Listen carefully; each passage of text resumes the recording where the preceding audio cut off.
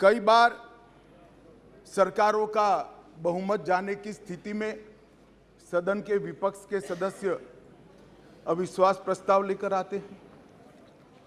कई बार बड़े जन आंदोलन के समय प्रजा की भावना को प्रतिबिंबित करने के लिए अविश्वास के प्रस्ताव लेकर आते हैं। ये एक अविश्वास का प्रस्ताव ऐसा है जिसमें प्रधानमंत्री और मंत्रिमंडल के प्रति न जनता को अविश्वास है, न सदन को अविश्वास है, और ये विश्वास प्रस्ताव लेकर आए। माननीय अध्यक्ष जी, इसका उद्देश्य क्या है? इसका उद्देश्य जनता में भ्रांति खड़ी करने का उद्देश्य।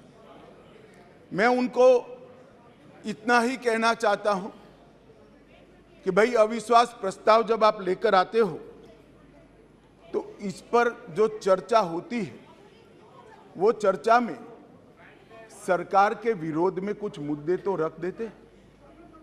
मैंने पूरे भाषण ध्यान से सुने और पूरे भाषण ध्यान से सुनने के बाद मैं निश्चित रूप से निर्णय पर पहुंचा हूं, ये अविश्वास प्रस्ताव केवल और केवल भ्रांति खड़ा करने के लिए लाया गया है। ये प्रजा की इच्छाओं का प्रतिबिंब नहीं। अल्पमत का तो सवाल ही नहीं है।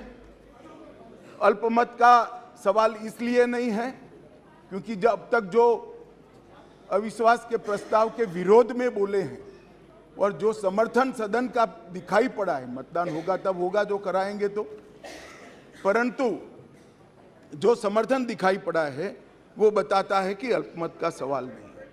और जनता में भी विश्वास है मान्यवर। जनता में विश्वास इसलिए है कि देश के 60 करोड़ गरीबों को उनके जीवन में नई आशा का संचार अगर कोई एक प्रधानमंत्री और एक सरकार ने किया है तो नरेंद्र मोदी सरकार। मान्यवर, मैं डिटेल बात बाद में करता हूं। मैं भी देश भर में घूमता हूं, जनता के बीच में जाता हूं। मैंने जनता के साथ कई जगह से संवाद किया है।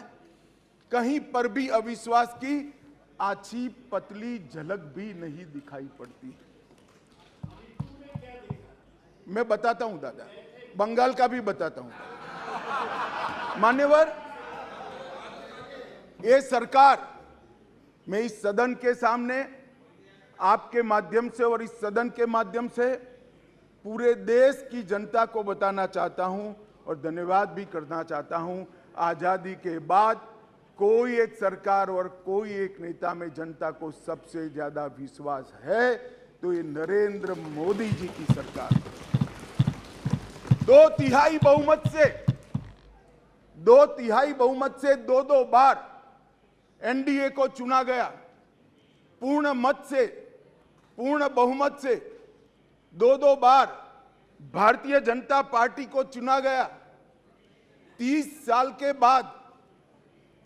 के बाद पहली बार पूर्ण बहुमत की स्थिर सरकार देने का काम ये देश की जनता ने लगातार 2 बार किया। और प्रधानमंत्री, मान्यवर, ये प्रधानमंत्री ऐसे हैं जो आजादी के बाद देश में सबसे लोकप्रिय प्रधानमंत्री कोई है तो नरेंद्र मोदी। और ये मैं नहीं कहता, दुनिया भर के कई सर्वेक्षण कहते हैं आजादी के बाद सबसे ज्यादा एक भी छुट्टी लिए बगैर 24 घंटे में से 17 घंटे काम करने वाला कोई प्रधानमंत्री है तो नरेंद्र मोदी।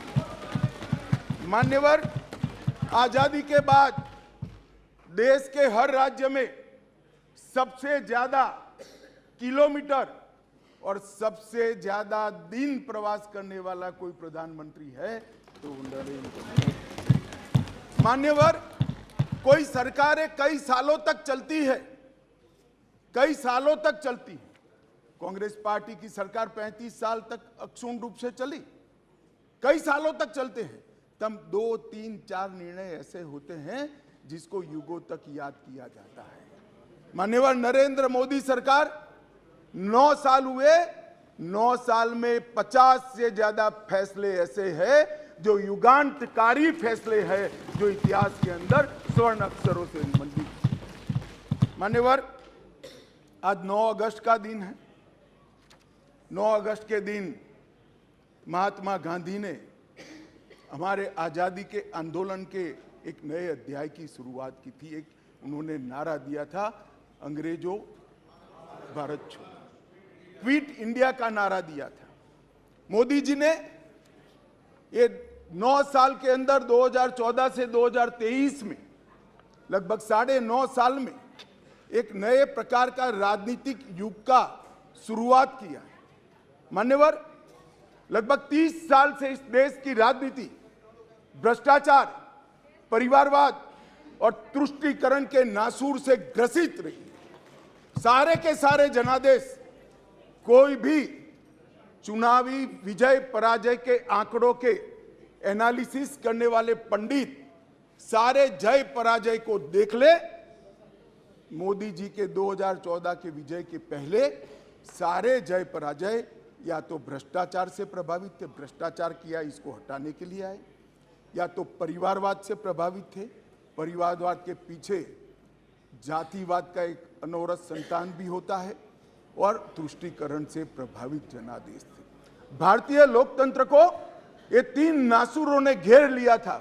नरेंद्र मोदी जी ने भ्रष्टाचार, परिवारवाद और तुष्टीकरण को हटाकर पॉलिटिक्स ऑफ परफॉर्मेंस को तरजीह दी, और आज विकास जनता के फैसलों का निर्णय करता है। मगर फिर भी कहीं कहीं दूर तक भ्रष्टाचार भी बैठा है, बच गया है, परिवारवाद तो दिखाई ही पड़ता है, और तुष्टीकरण की राजनीति भी चलती है। इसलिए मोदी जी ने आज नारा दिया है, भ्रष्टाचार क्विट इंडिया, परिवारवाद क्विट इंडिया, तुष्टीकरण क्विट इंडिया। मान्यवर, अगर भ्रष्टाचार, परिवारवाद और तुष्टीकरण एक क्विट इंडिया अगर कर लेते हैं, तो इस देश की राजनीति में मोदी जी ने 2014 से एक नए युग की शुरुआत करी है, विकास के युग की। वो हमारे स्वतंत्रता सेनानियों के कल्पना के भारत की निर्मित 2047 के बहुत साल पहले कर देगी, इसका मुझे पूरा विश्वास है। मान्य